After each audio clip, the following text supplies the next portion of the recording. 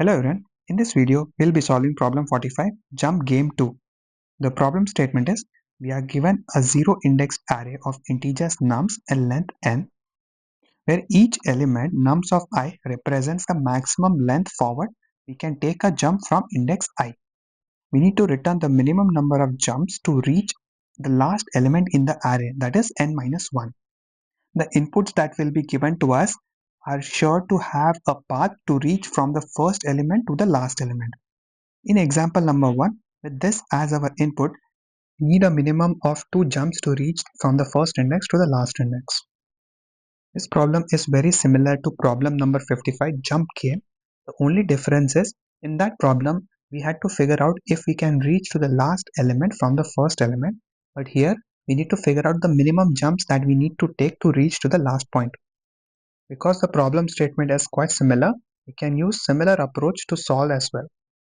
So let's switch to whiteboard and discuss the solution, starting with the brute force approach, and we'll slowly work our way towards improving the solution. Because we need to figure out the minimum number of jumps, we need to try all possible combinations to reach the last element in the array.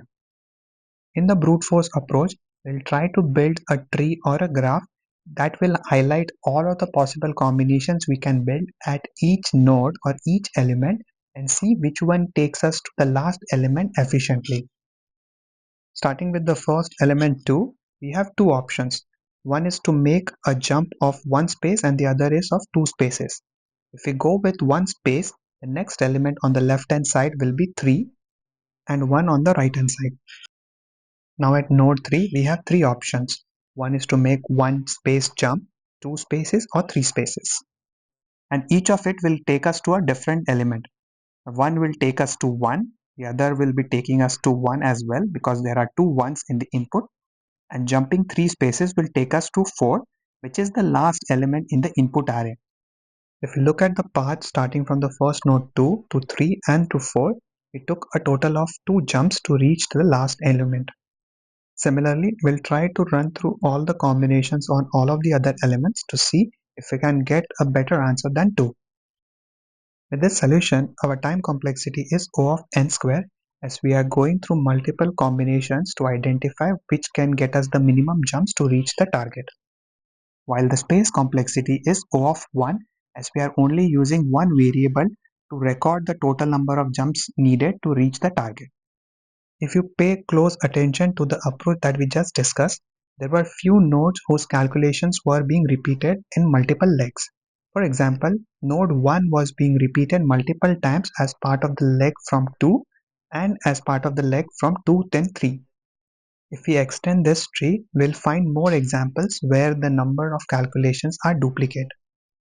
One way to optimize this is to implement dynamic programming into the solution, where we can use an array to record all of the nodes or elements that have been visited. The dynamic programming array will be of size n, and before processing any node, we'll first do a lookup to check if the node has already been processed. If yes, then we'll take the value from the array instead of processing or running the calculation again. With this change, our time complexity is improved to O of n, as we are only processing each node once, but the space complexity is increased. The new space complexity will be O of n because we are using this dynamic programming array to keep tabs on all of the elements that we have visited. I hope you were able to follow the two approaches that we just discussed to solve the problem. Now let's discuss the third approach, which is the greedy algorithm, which gives us the best of time complexity and space complexity. In the greedy algorithm, instead of just trying to figure out the minimum steps that we need to reach to the last element of the array, we'll try to calculate the minimum spaces or jumps needed to reach to each element in the array and build on top of it. And for our understanding, we'll group all of these elements in the array based on the minimum jumps that we need to reach there. Let's simulate it with an example. With no jumps, we are at position 0, that is the value is 2. From index 0, we can make two jumps. One is to get to position 1 and the other is to position 2, that is 3 and 1. In other words, we need a minimum of one jump to reach to elements 1 and 3. Now for the next jump from 3, we have 3 options. We can either make a jump of 1 space, 2 space or 3 space. Node 1 that we can get with jump 2 is already covered in jump 1.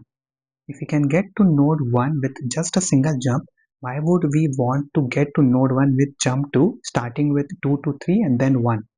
It is inefficient, so we'll not include it for jump 2. Repeating the same process for node 1 at jump 1, we only have one option. We can make only a jump of 1 space, so the next element is 2. As 2 is already included for jump 2 level, there's no point in adding it again, so we'll just skip it. As we were able to get to the last element 4 with the second jump, the output is 2. Let me update the input array so that we can do one more run. We have 2 elements that we reach after making 2 jumps. Now for the third jump, we can make from node 2, which will take us to either 4 or 1. Similarly, we can get to the last element from node 4 as well by making a jump of 1 space. So with this input, we were able to get to the last element with just 3 jumps. There's one oversight here. Node 4 should not appear in jump 3 because it is already covered in jump 2. If we can get to node 4 with 2 jumps, there's no point in keeping it for jump 3. So I'll take it away. So there's only one element 1 which can be reached with 3 jumps. With this solution, our time complexity is O of n, as we are running a single loop to iterate through all of the elements 1 without running any nested loops. And the space complexity is O of 1, that is constant space, because we are only using couple of variables to point at the current element and maintain the range of the current jump. I hope you were able to understand the explanation on how we use greedy algorithm to solve this problem. Let me show you how we can implement this using Python. Here's the solution in Python. In the main method, I have added a validation to make sure that the length of the input array is always greater than 1. After that, I have initialized 3 variables to record the total number of jumps needed, the boundary of the current jump, and the maximum reachable index. Post that, I'm starting a for loop to iterate through all of the elements in the nums array. In the for loop, I'm first checking how far I can go with the current jump, including the value that I is pointing at.